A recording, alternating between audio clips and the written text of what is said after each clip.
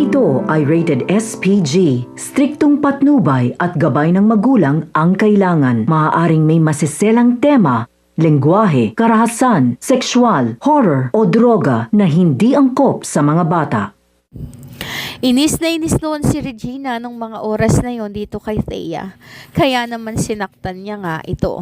Hindi naman nagawang pumalag nitong si Thea dahil alam niya na malaki ang kasalanan niya dito. And every time na makakasalubong niya itong si Marge, ay humihingi siya ng pasensya. Subalit talagang palaban itong si Marge at sinabi niyang ang kapal ng mukha nitong makalapit-lapit sa kanya.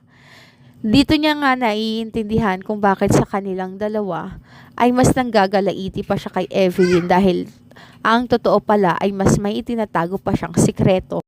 Biglang ang naalala ni Marge ang ginawa nitong si Thea sa kanya matapos nga noong lumantad ang katotohanan tungkol kay Greg at dito kay Evelyn. Sinabi niya na at least si Evelyn na kanyang nanay ay sinubukang iwasan si Greg Torrecampo. Subalit siya mismo ang lumapit sa asawa nito. Kaya naman nasampal niya nga itong si Thea.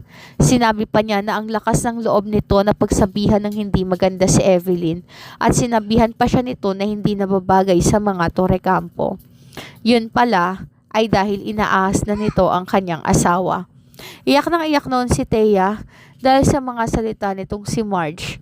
Ngunit sa totoo lang ay hindi naman talaga magawa nitong si Marge na masaktan siya ng todo-todo. Ayaw pa rin nito na makasakit ng kahit na sino. Sakto lamang ang pagkakasampal niya dito kay Thea.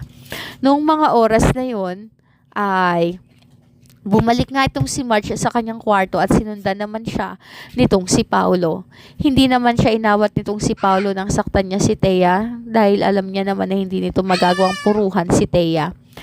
Pagdating sa kwarto ay pinilit niyang kausapin siya nitong si Marge, subalit desidido si Marge noon na umalis na lang sa mansyon at isama itong si Jasmine. Ang hindi alam nitong si Paolo ay nagpaimbestiga din pala itong si Marge tungkol nga sa pagkatao nitong si Ashley at dito nga niya nalaman na matagal na talaga siyang niloloko ni Paolo dahil si Ashley ay hindi anak ni Edward kundi 99.99% nga na mag-ama silang dalawa. Bagay noon na halos tumarak sa puso nitong si Marge at hindi niya matanggap ang katotohanan na noon pa pala siya niloloko ng mga ito.